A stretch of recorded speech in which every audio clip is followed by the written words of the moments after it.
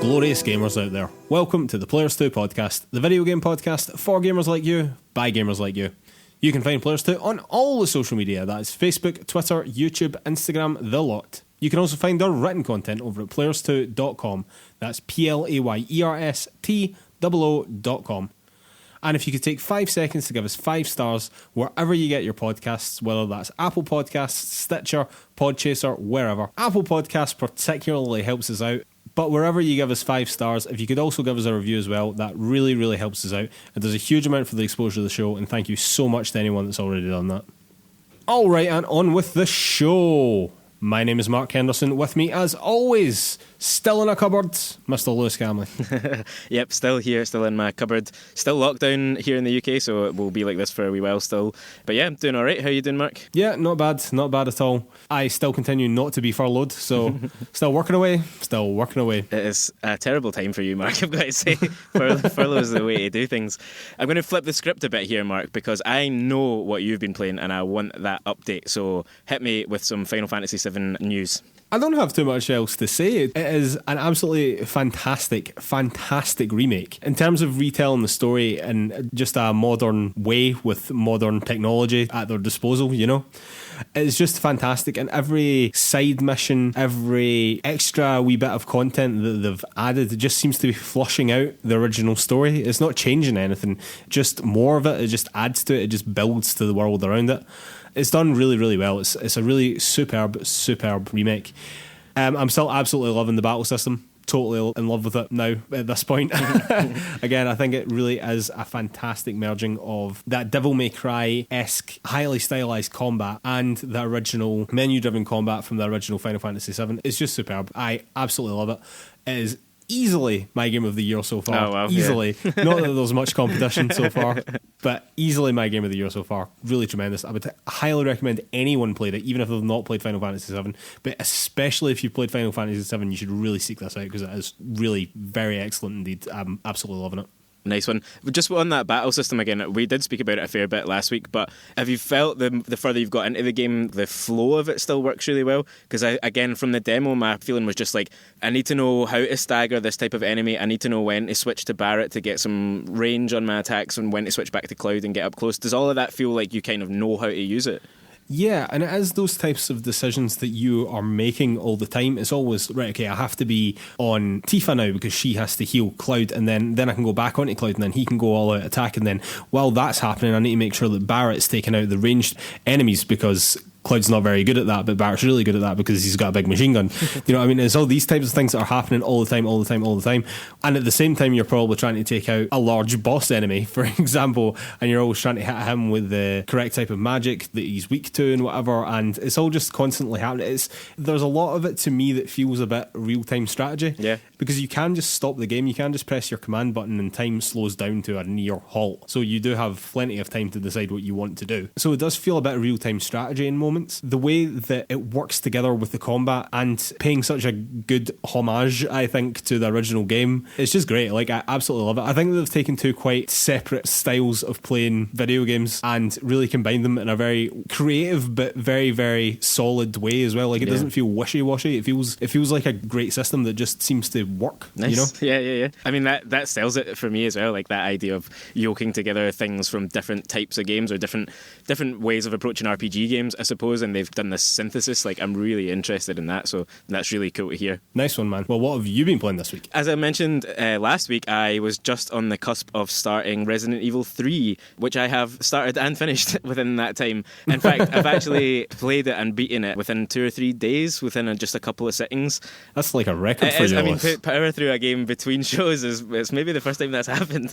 But yeah, so I mean, that's partly because the game is so short, right? There's no getting around that. My total play time was 9 hours, but my actual completion time was 7 hours 15, something like that. I think that the discrepancy there is sitting on pause menus and that kind of stuff. When it shows you your records at the end of the game, it tells you those two numbers, so your actual completion time is way lower than your playtime, or it was for me at least. So yeah, 7 hours of gameplay for me. I know people have done it shorter. To get better ranks, you actually have to beat it in a considerably shorter time than that, which tells you that it is possible. I'm going to start out with some positives though, Mark, because I think I went into this sort of expecting the worst in some ways, because it didn't quite live up to the hype around around Resident Evil Remake 2, and the reviews were a little bit flat. It plays fantastically. There's no two ways about it. It's the same engine as RE2 Remake. It looks gorgeous.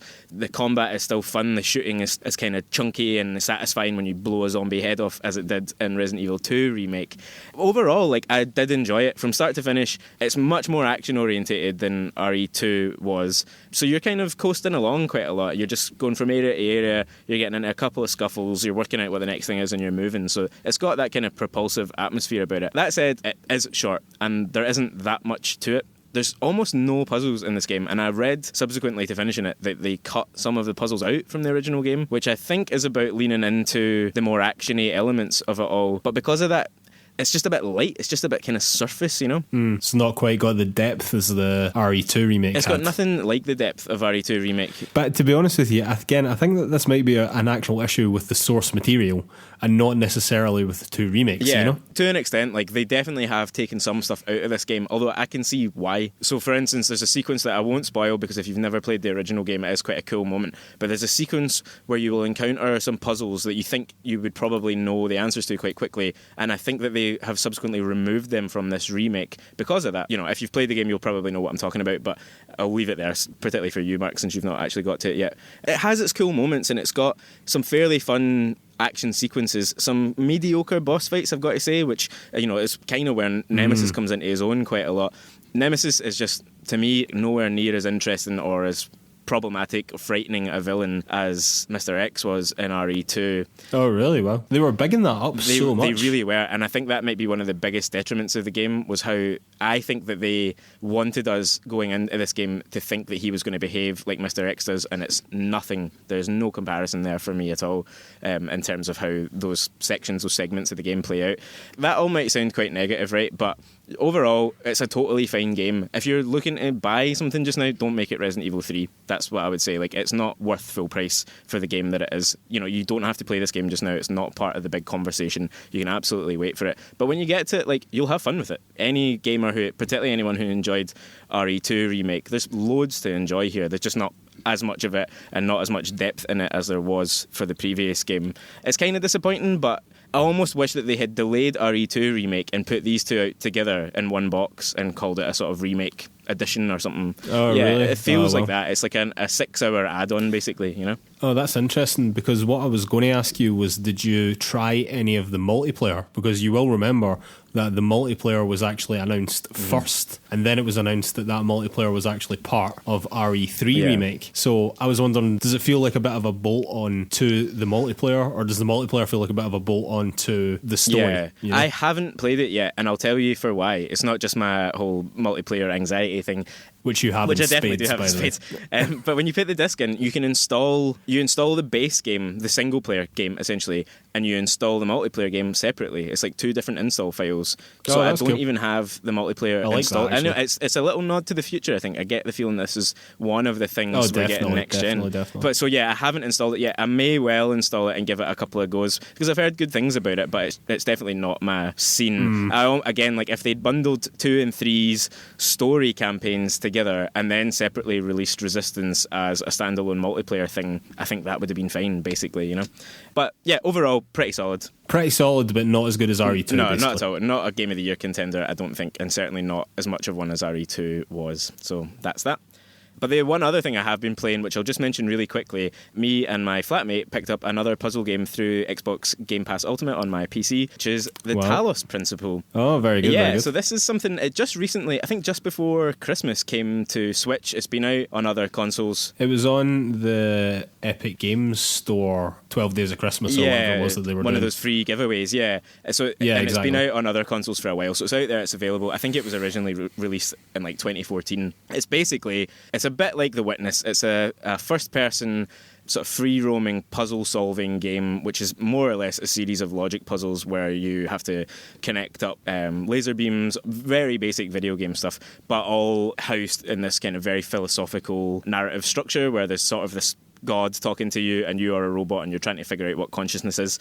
It's been good fun. The puzzles are great. It's not as difficult as The Witness is. I don't think it's as clever, really, as The Witness is. I think The Witness hides a lot of the questions that it wants to ask the player, whereas the Talos Principle is very kind of in your face with, like, this is a big comment on religion and faith and philosophy and the nature of being. And so because of that, there's sometimes you're just a bit like, oh, I could do with less of this. I just want some puzzles, I just want to get to the next puzzle thing, and I've got to go through some of these other things. Don't want a philosophy exactly. lecture. But there's some cool moments within it. But yeah, if you did pick it up as part of the Epic Free Games thing, say, or if it's going cheap anywhere, like, it's definitely good fun. Like, I've definitely had a lot of fun with puzzle games recently, like Baba Is You, like The Witness, and it just kind of fits into that mould of a nice time killer. It's good for your brain right now when everything else is shut down, so I'd recommend it. But it's been good fun, and I should finish it by next week's show, I suspect.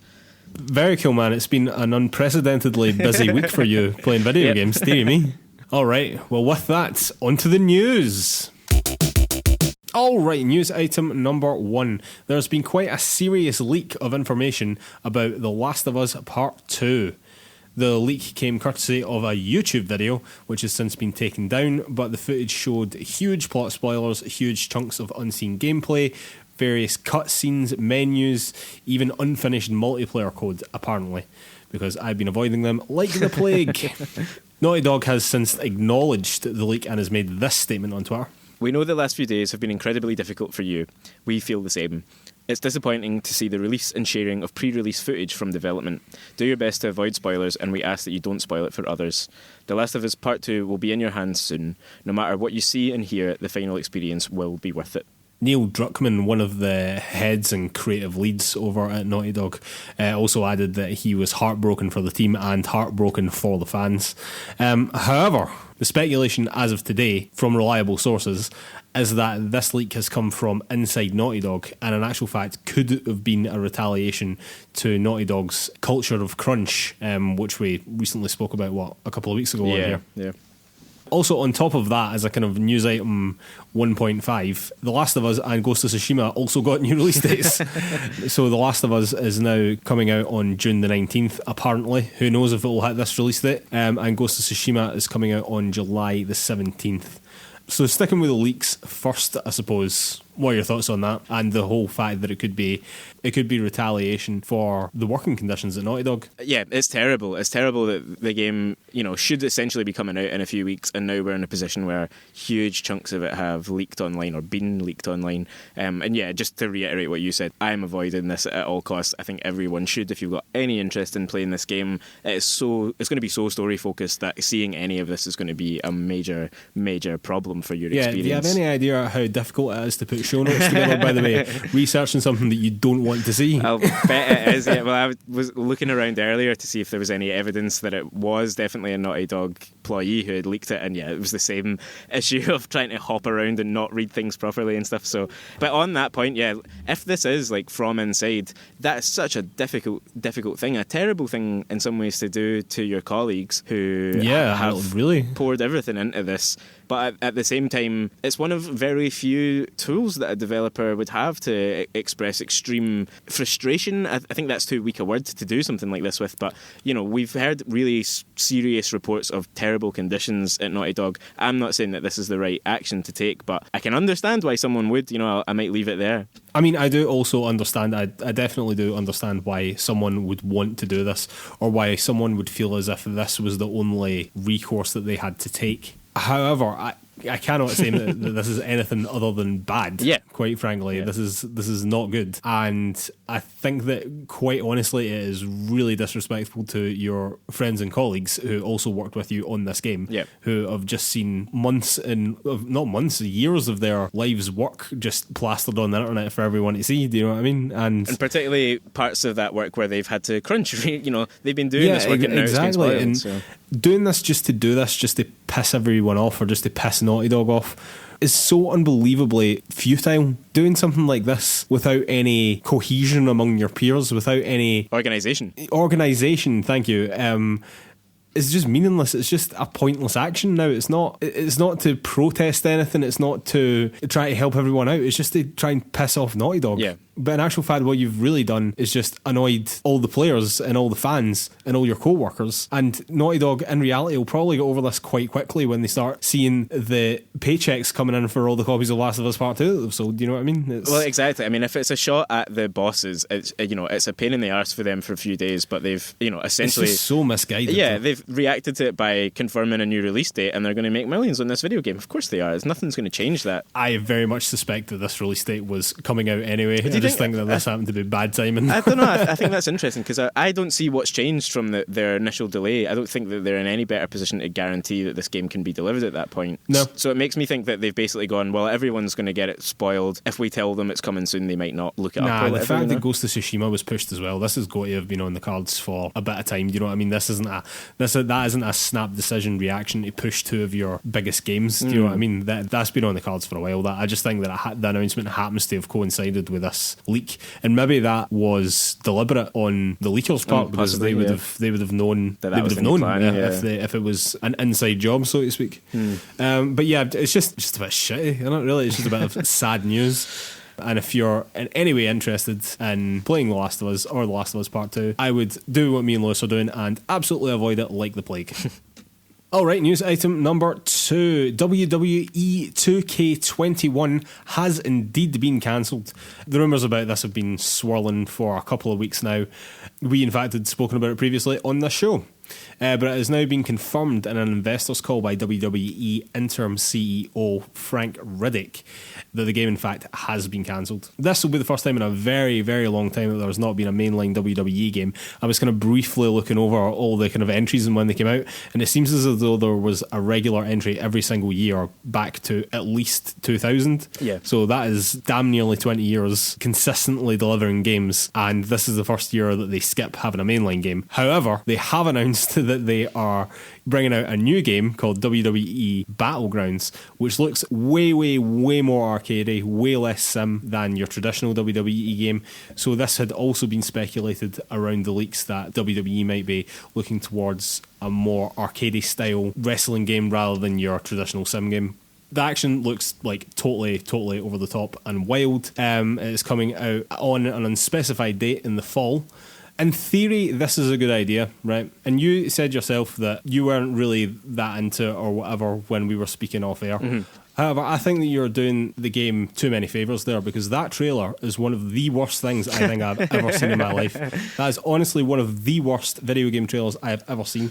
The character models for the women make them look like troll dolls. Yeah, that's true, yeah. They are horrendous. Yeah. You know what they look like? They look like Princess Fiona from Shrek in ogre form. Both of them just look like that. It was awful. The men, so it was John Cena and The Rock, were like these cartoony but like huge ripped muscly dudes, and then it cut to two female wrestlers, none of whom I know, by the way. I know nothing about wrestling, and they both looked as if it was two troll dolls fighting. It was absolutely bizarre. It looked awful. Yeah, it does seem like a style that's been chosen to essentially to show off people like The Rock and Stone Cold that are instantly recognisable. To dive into it a wee bit, they did sort of say that the idea with this was to have a more social friendly, pick up and play ready type game. So it's not really aimed at people who are that seriously into wrestling. It's going to be aimed at kids essentially, and more casual gamers maybe. And yeah, it feels like they've just taken a few shortcuts with the character models for people that are less significant to that idea. But yeah, I'm sorry, right? Again, I don't know who those two female wrestlers are.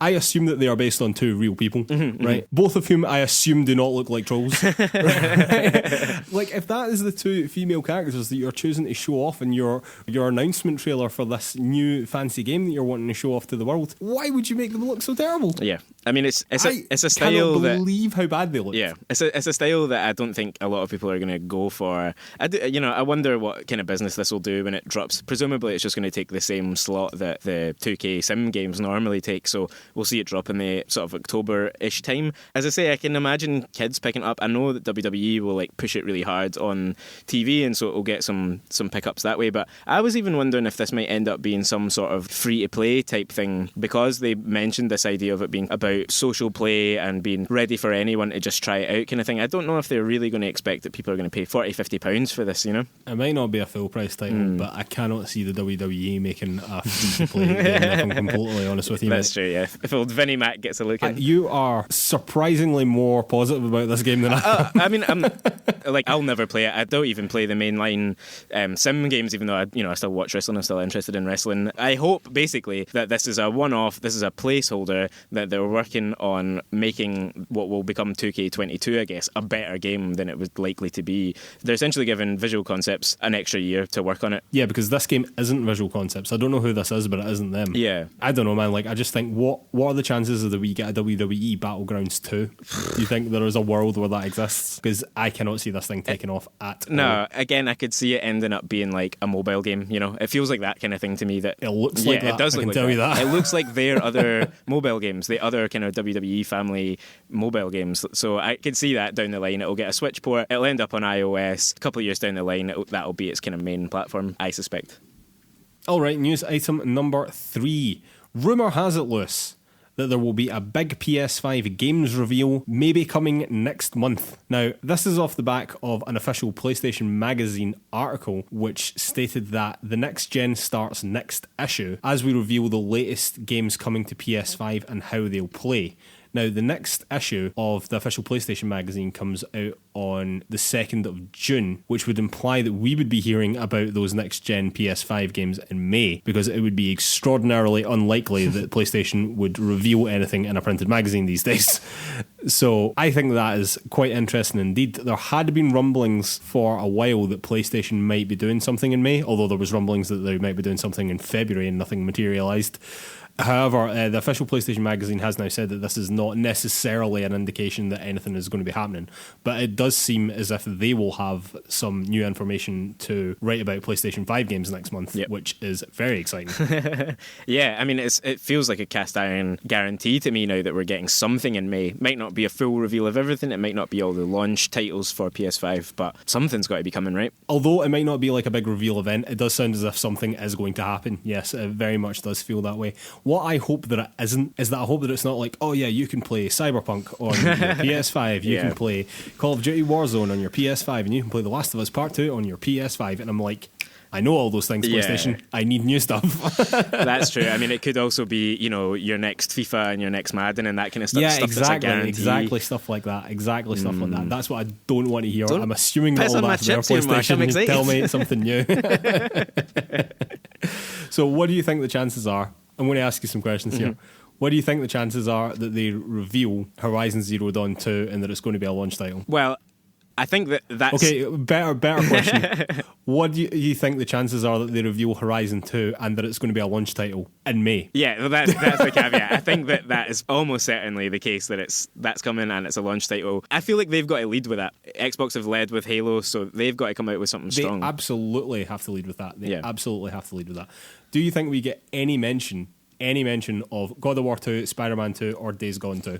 Certainly not Days Gone 2. I wouldn't be totally stunned if there was something about those. Maybe not full reveals, maybe just like a bit of a trailer where you see Spider-Man swing into shot and like land on a building and say something. Like yeah, exactly. Yeah. I feel like Spider-Man is more likely to be ready sooner than God of War, so I wouldn't be stunned if that was the case, you know, if they showed a little bit of something. But yeah, I don't think we'll see anything for Days Gone. I'd be fairly surprised if a Days Gone 2. I would be quite surprised if there was anything for Days Gone.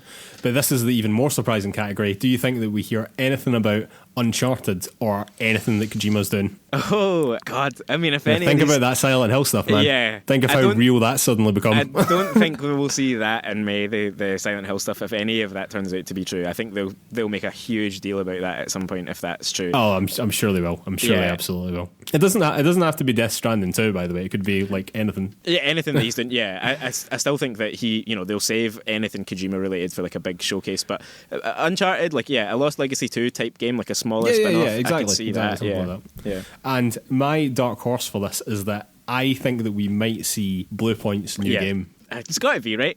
I would love that. They have confirmed that it's coming to PS5, whatever it is. So I would love to see that. Yeah, they were in that original Wired article, like they were quoted in that. So they've got to be part of the kind of, the vanguard for PS5, surely. So here's hoping, man. It's time for some news. Here's hoping indeed. The last thing that I just wanted to ask you is, what are the chances that we see the console? I think not at this point. I think we ought to, but the fact that this magazine kind of hints towards the games rather than the box, I think that they're going to tease us with some games first, and then probably around E3 time we'll see the, fake E3 time, we'll see the console. Fake E3 time. Yeah, to be honest with you, I sort of agree. I still think that it is a little early, even though we've known what the Series X has looked like for months now. Traditionally, this is when you would kind of be expecting it to be shown off at E3, and I reckon that they will have a big event for that. Whether or not whatever they're going to do here is just going to be focusing on the games and just tell us what the games are that we're going to be playing on this new system. Whereas I think that the reveal of the console will be a bigger deal. You know what I mean? They'll put on something. I don't know what they'll do, but they'll do something. Alright, and news item number 4. Not long ago at all, Stadia had a Stadia Connect, which is in no way like a Nintendo Direct, except for in every way. And they used this to announce some more games. The games that they announced were Crayta, which is spelled Crayta, which I find very, very upsetting. This will be an exclusive and free-to-play on Stadia Pro, and is coming in the summer. To me, it looked like The Sims, but Lewis, you have since told me that it's actually a more of a game creation suite sort of thing. Yeah, that's what they're saying. It's a game creation platform, create, collaborate, share. It looked a lot like, stylistically like Fortnite and Minecraft to me, so you can see what buttons they're trying to press there. The next up was Get Packed. This is a couch go-op game which looks exactly like Moving Out, which is the new game from the Overcooked devs, and is about the exact same premise, and it's out today. And Moving Out from the Overcooked devs also came out this week, so that's a bit bizarre that two near identical games in terms of concept have come out at the same time and even kind of look similar. Yeah, very similar, yeah. Next up was Wave Break. This looked like a Tony Hawk style game, but only you were on a jet ski instead of a skateboard, and it was a sort of 80s Miami aesthetic. Launch will be a timed exclusive on Stadia. After that was Ember. This was also kind of weirdly in the same vein as Get Packed and looked very inspired by Overcooked. Only this time you were a firefighter and you were kind of wackily trying to put out various fires and rescue people. Yeah. It's coming out May the 21st. Zombie Army 4 Dead War will be free to play on Stadia Pro as of May the 1st, or you can buy it for $39.99. Octopath Traveler, a JRPG and by far the best game on this list as far as I'm concerned, is also coming to Stadia and is available today as we record this, which is the 28th. So by the time you hear it, it is definitely available. And it will cost you $49.99.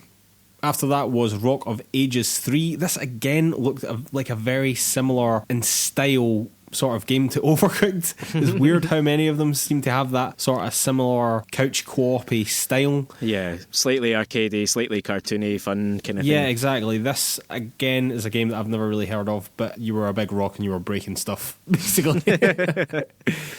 It was also announced that Google had partnered with EA, and it has been announced that Star Wars Jedi Fallen Order will be coming to Stadia in autumn, and FIFA and Madden will be coming to Stadia in the winter. And their one last thing was that PUBG will be available on Stadia for $29.99, or the Pioneer Edition will be $39.99 starting today, or if you have Stadia Pro, it will be included in your membership, as well as the new Cold Front Season Pass.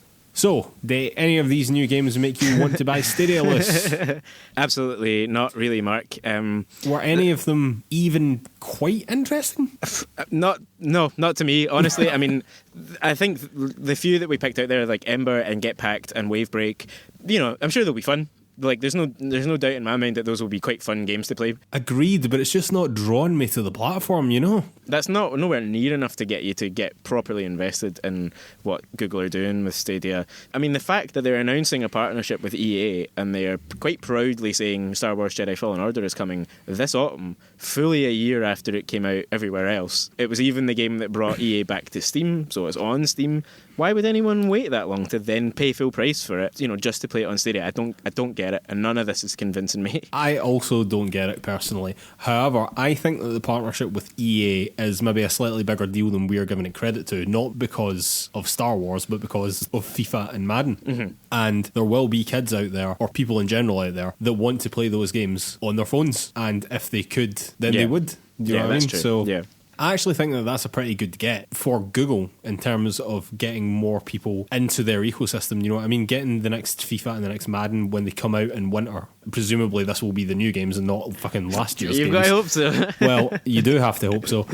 But I actually think that that's quite a good move. What do you think about the partnership? I mean, I totally agree with that. Like, getting those major games like Madden and FIFA are kind of vital, really, to what Stadia is trying to do. However, that still, to my mind at least, really depends on cross-platform play. If you normally play on a PlayStation or an Xbox or whatever, if you would normally buy FIFA there, I totally agree, actually, that you would want to play it on your phone. You'd probably want to do Ultimate Team while you're on your commute and all that kind of thing. But Google needs to link up with all the other platforms for that to work, you know? Along with announcing PUBG, they did also mention that game would be cross-platform play with consoles as well. So if FIFA and Madden are able to be played cross-play either with PC or with consoles, that's obviously not a Google hold-up there, you know what I mean? No, but then also you will probably have to pay for that game again on Stadia, right? So people might end up having to buy 2 copies of FIFA in order to play it wherever they want. So it still kind of swings and roundabouts in some ways, you know? Well, yeah, I mean, that is true. If you did want your primary place to play FIFA or Madden or whatever to be your PlayStation, or if you wanted to play it locally on your PC from Steam, then yeah, you would have to buy it twice. But I think what Stadia are hoping for is that you would decide to buy it with Stadia and be able to play it everywhere, you know what I mean?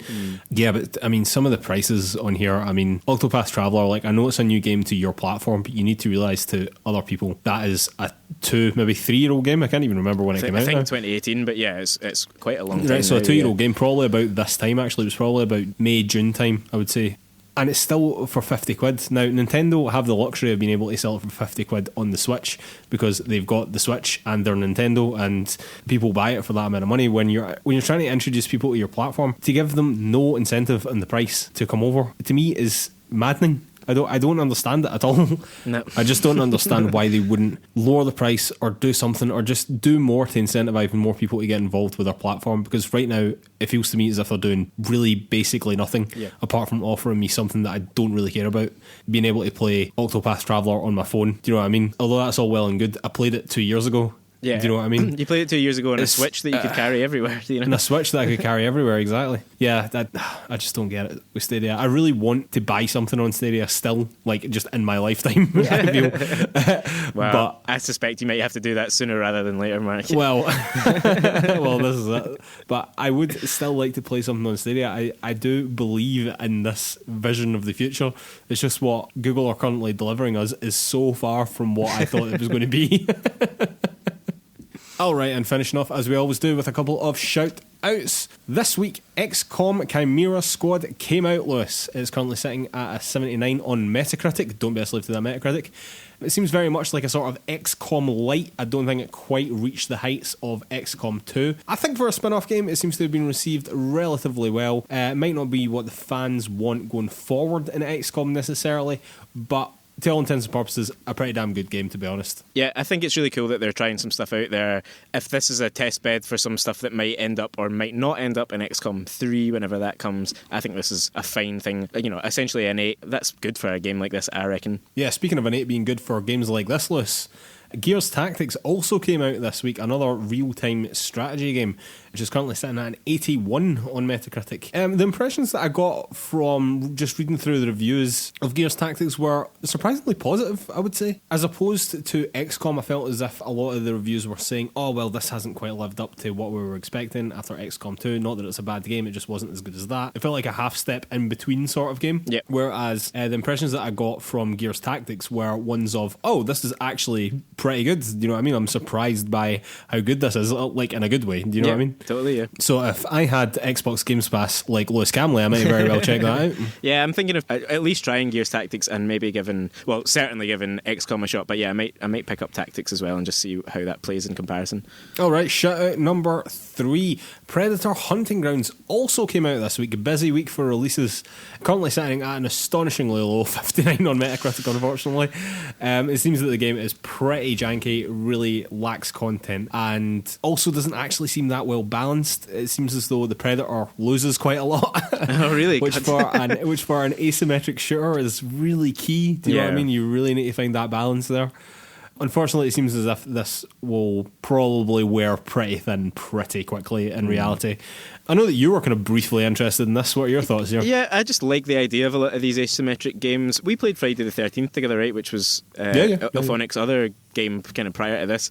And, I thought that was quite a nice idea. I thought Predator sounded like a nice idea. I suspect, I would put a bet on just now that this is one of these games that over a probably fairly significant period of time, it will turn itself around a bit. It will get some of those bugs ironed out. It will build in, it will certainly balance out the gameplay, and it will build in some new features, and it might, have a bit of a following. But yeah, it's a little bit disappointing that they came this low to start with, Yeah. Don't be a slave to that Metacritic, remember, definitely. 59's pretty low. It's pretty low. Shout out number 4, and also coming out this week, moving out, as we were mentioning earlier on. What was the Stadia one called again? The Stadia one was called Get Packed. Get Packed, yes, of course, which came out today, whereas Moving Out came out earlier in the week. This is the one from the makers of Overcooked.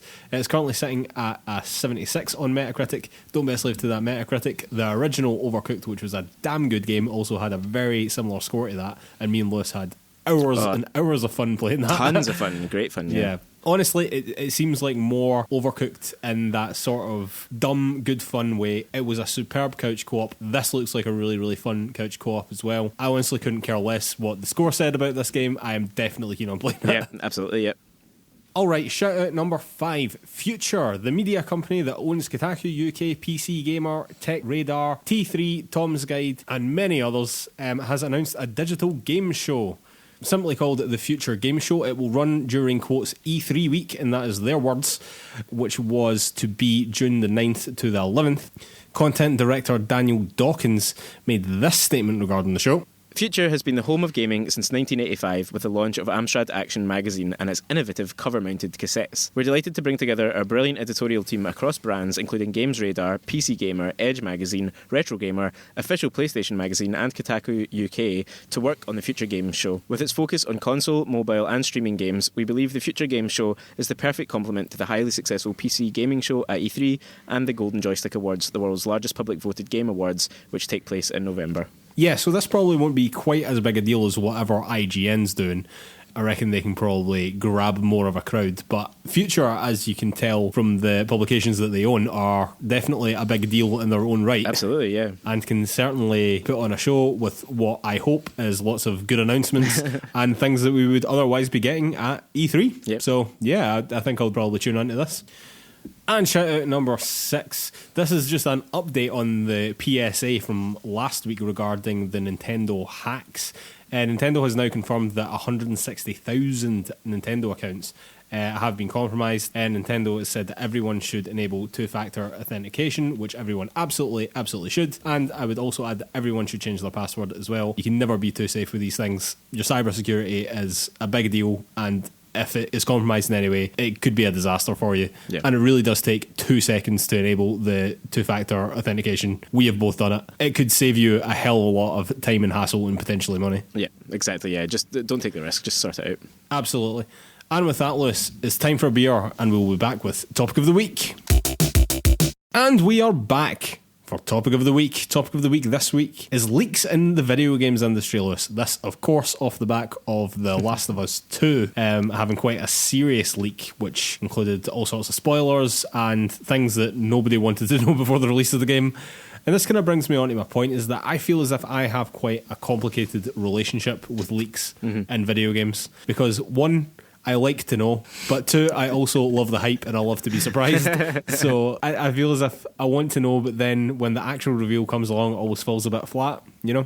Basically, how I feel about leaks is that I think leaks that are in bad taste, I suppose, like these ones for The Last of Us Part 2, that are out to spoil something, do you know what I mean? That are out to put information in front of people's eyes that don't want to know about it. And then I find leaks like, for example, there was going to be a follow-up to Breath of the Wild 2 that we kind of knew about before we got the reveal about that. Like, I was okay about knowing, you know what I mean? And it was still a bit of a surprise when it came round. So I feel as if leaks that spoil stuff, bad.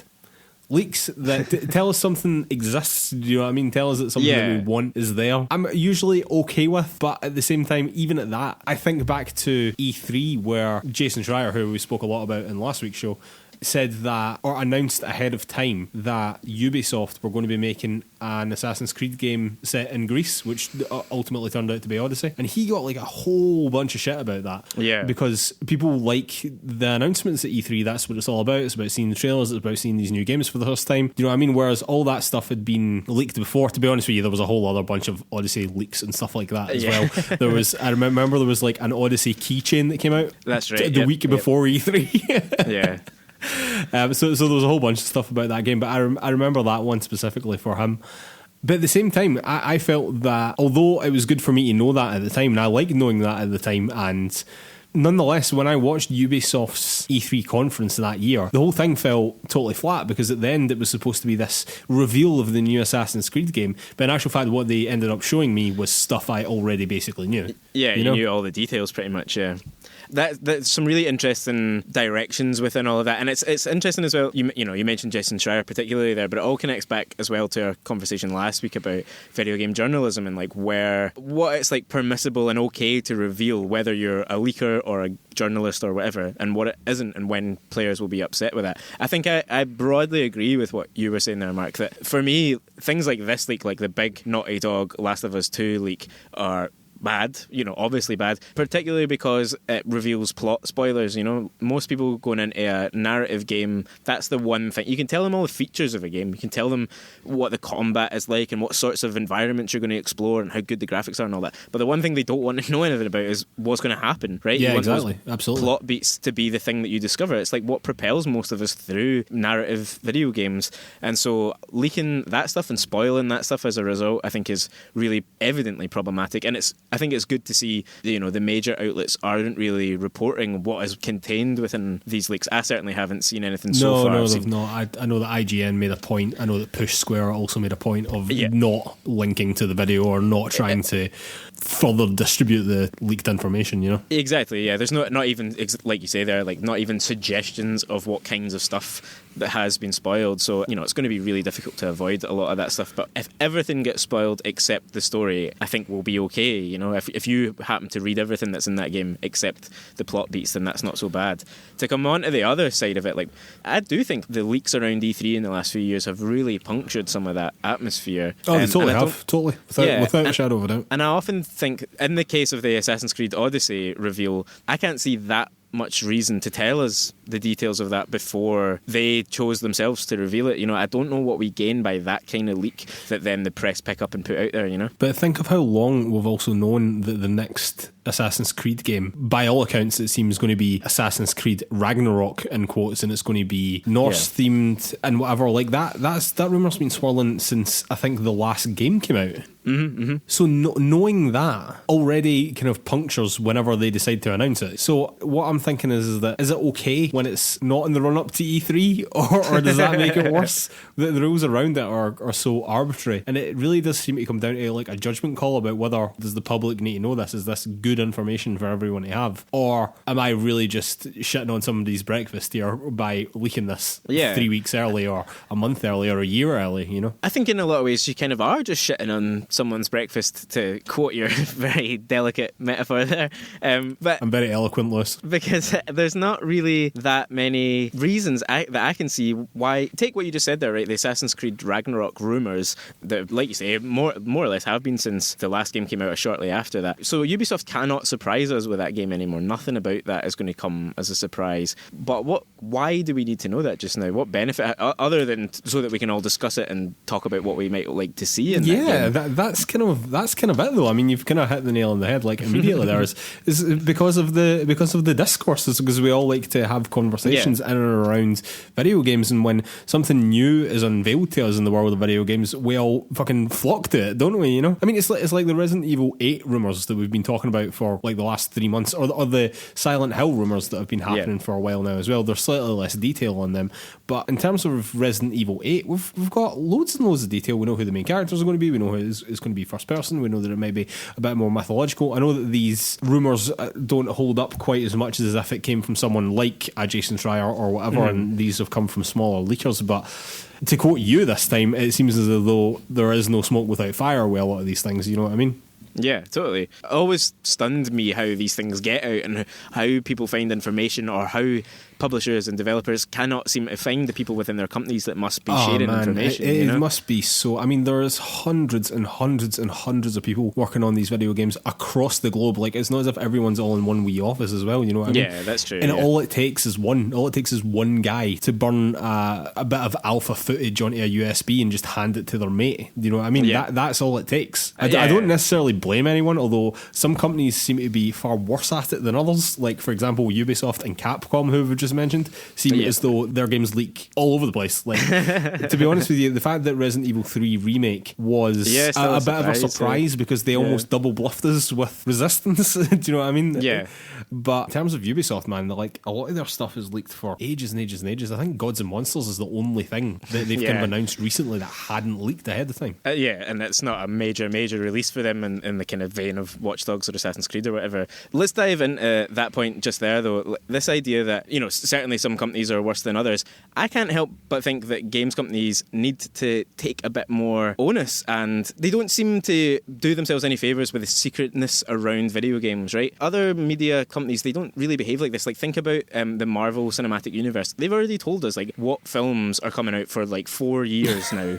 So there's no way for any of that to come as a surprise. You know, they've given you the title graphic, they've maybe given you 1 or 2 casting points and a director or whatever, and now the fans know that, and they can all debate it and make rumours up about it endlessly, but it's all from this platform of, we know that there's this. And yet Capcom did really well with that double bluff. That's a really interesting way to go about it. We'll play with the fans' expectations, similar actually to what Apex Legends did with that character reveal that they did, where they kind of double bluffed us and it turned out to be someone else, which also had kind of been leaked. Like, they really played with that, but so many companies are not doing anything on it. They're just sitting and waiting, and suddenly all the details about their game are out there, and they've kind of lost the march. You have no control over how your fans are receiving the information, you know? No, I completely agree with that. It is interesting comparing it to other industries. I think that the reason why video games are so secretive is because sometimes, or often in video games, a concept has to be taken quite far to eventually be greenlit to become a full game. So, for example, like Ubisoft famously have 3,000 things on the go at any one time, and then whenever a game's coming up, they'll take a bit of that, they'll take a bit of this, they'll take a bit of that, put it together, and then you get yourself a Ubisoft game. And in a lot of ways, I actually think that they've suffered from that because a lot of their games begin to feel samey. But nonetheless, that kind of process has to happen. I think in terms of game development versus shooting a movie, I just think it takes a lot more people a lot longer time to get to the point where it's all confirmed and it's all going ahead. It's going to be a lot more effort by a lot more people, probably over a lot longer time. It's fairly susceptible to leaks because that is then information that you don't want to get out in case it doesn't happen. But also you are revealing that information which is sensitive to quite a lot of people, potentially across the world, you know? Mm-hmm. So I don't know. I just think that video games just seem to be this like perfect mixing pot of shit that people want to leak. You know what I mean? Yeah.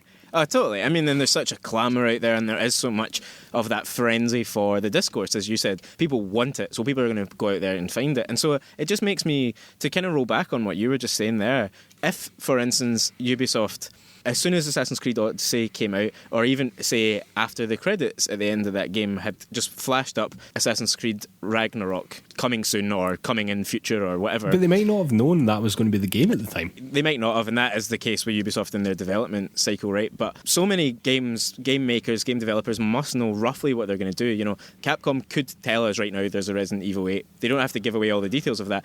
If they started doing that, there would become more of a kind of forgiving culture. If they say there's this and it's way down the line, and then actually a couple of months later they come out and go, the things we were working on here didn't really work out, so we're changing what that game's going to be. I don't see who loses out there, you know, and it prevents people being able to leak key details of it down the line, you know. If they've come out straight away and said this is what we're doing, might not work, but this is what we're doing, you know. Well, I suppose Bethesda sort of did that with the Elder Scrolls 6 and Starfield. Yeah, totally, yeah. And said massively ahead of time, these two games are coming for the next generation of consoles. And that was said during E3 at a time where nobody was really talking about the next generation of consoles. Do you know what I mean? So that was, I want to say 2 years ago. Is that right? I think so, yeah. And there's still been no further mention of the Elder Scrolls 6, and there's still been no further mention of Starfield. So I kind of get what you're saying here, I suppose. Like, at least they've controlled that, and nobody's like clamoring over themselves in a frenzy. Like about Rocksteady, it's always like, oh my god, when is Rocksteady going to tell us what they're going to do? Whereas at least Bethesda have said, we're doing Starfield, we're doing Elder Scrolls 6, don't worry about it, it's a ways away, but they're coming. Yeah. I kind of get that to a certain extent, I suppose. Square Enix also do this, however. For example, Final Fantasy VII Remake was announced something like 4 years ago before it was made. However, people started getting antsy about that. You know what I mean? They started being like, where is it? Is this game going to be any good? Sort of swings and roundabouts around it. I think that saying that you were going to do the Elder Scrolls 6 and Starfield maybe buys you some time, but those questions are going to come round to you again, you know? Totally they are. And all of these, I mean, Starfield less so obviously because it's new, but an Elder Scrolls 6 was inevitable. A new Assassin's Creed is inevitable. You know, these are games that we know are coming, so they can come out and say these things a bit earlier because everyone knows it's going to happen eventually, right? To come back to Rocksteady, though, they could go through this whole thing of not having said anything for so long and then have their game leaked just ahead of their own announcement. If they just said right now what it is, then we could start having that discussion and they don't have to say anything more. However, they, I don't think, have known what their game is for a long time. This is exactly the problem that I was talking about, is that Rocksteady, I don't think, knew what game they were making until quite late, or maybe they started and then had to refresh, and that's something that happens more often than we probably know about. Oh, totally. And I don't think it would have done them any favours if they'd come out 2 years ago saying, we're going to make a Superman game and it's going to be absolutely great and we're going to make it like the Batman games and you're all going to love it. And then they get 2 years into that development cycle and then suddenly they're like, oh no, this game is hot garbage and we need to rethink everything or change gears completely here. The rumour has it around Rocksteady is that there could have been a Superman game at some point, but now whatever they're working on isn't that. So imagine how difficult a position you would put that in. Whenever video games get cancelled, the backlash there is just quite intense sometimes. And it's like, oh, how could you not do this? It's like Star Wars 1313. I know everyone likes to shit on EA, right? But it would be the same thing. Like, oh, how could you possibly cancel a Superman game? Blah, blah, blah. Everyone would love it, whatever. So I don't know. I understand the secrecy from that point of view. You know what I mean? I do understand it, but I think a generalised move towards more transparency would counteract all of that. And obviously that's quite a difficult thing to do. I mean, I as a gamer, I wouldn't have cared in the slightest. Had they came out and said, they don't even need to go into details, but yeah, we're making a Superman game. It's going to be an open world, a bit like the Arkham series, but we've got some great new ideas for it. Then they go silent for a year. Then they announce, oh, sorry, we're not actually making that anymore. It didn't really work out. We've got another thing in the pipeline. And then 6 months later, they say, we're making another Batman game. I'm not going to look at them and be like, they're talentless or they're idiots or what, you know. I'm just like, well, okay, you've told me that. You won't because you're a reasonable man, but a lot of people aren't. Do you know what I mean? And also, like, Superman isn't something that you would be heavily invested in. Like, imagine if Insomniac and PlayStation turned around and went, oh, see that Spider-Man 2 game that we were working on? Oh, we've just canned that and we're just going to work on a new Knacked. Do you know what I mean?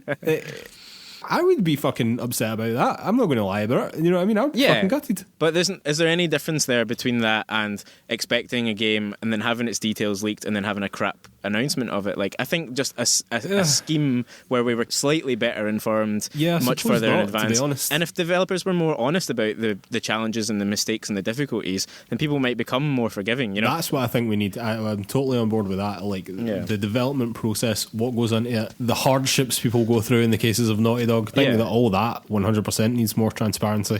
But in terms of like the actual projects that teams are working on, do you know what I mean?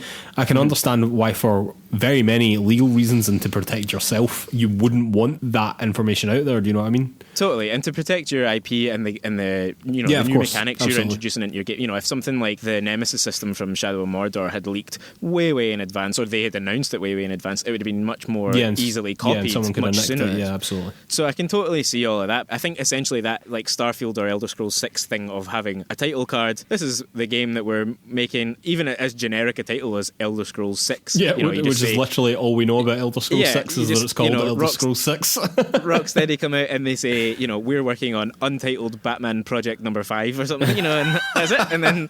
And everyone goes, oh great, I know what I'm expecting, but I'll happily wait a few years to hear about it. To just really quickly roll back onto Ubisoft, this all has happened essentially with both Beyond Two Souls and Skull and Bones, right? These are games that they announced that we've seen stuff from, and then it's all gone quiet. I think Beyond Two Souls, I think we knew Beyond Two Souls was a ways out, but whatever's happened to Skull and Bones, man, I think we're closer to never seeing that game than we are to seeing that game. I totally agree with that. But like, does your opinion of Ubisoft change because of any of that? Well, not because of that, but that was kind of part of a kind of wider issue happening at Ubisoft at the time, so sort of, but not directly because of that, if that makes sense. Yeah. Well, Well, anyway, I think that we've decided that leaks are both good and bad, and we've come to no conclusion whatsoever. But I don't know. I just quite like talking about these general topics. Sometimes the last couple of weeks have been like that as well. It's not just because it's a slow news time just now, ladies and gentlemen. Not just because of that. I do enjoy having a sort of looser conversation around topic of the week. I find them quite fun to have. This is like definitely, Lewis was here with me, moaning at me in person. All right, ladies and gentlemen. I'd like to remind everyone that you can find PlayersToo on all the social media. That's Facebook, Twitter, YouTube, Instagram, the lot. You can also find our written content over at PlayersToo.com. That's PlayerSToo.com. And if you could take 5 seconds to give us 5 stars over on Apple Podcasts, that really, really helps us out. It does a huge amount for the exposure of the show, and thank you so much to anyone that's already done that for us. I really cannot overemphasize it. It helps us out so much, and if you have already done it for us, you're an absolute legend. Thank you. I'd like to remind everyone that our play-along game for this month is Telling Lies, which I have now properly started, and Lewis Camley tells me has now been released on consoles. Yeah, so it was just announced a few days ago that it's coming to PS4, Xbox and the Nintendo Switch, and it should be out by the time this podcast is. So if you haven't played it yet and you're looking to join us as we play it, I certainly still haven't started. I'm going to try and power through it in the next few days. But yeah, it's there on console as well, so you can jump on there and get involved. Awesome. Well, I'm very much looking forward to continuing my playthrough of it, and I'll be very interested to see what you think of it. All right, ladies and gentlemen, we will see you next week. Thanks.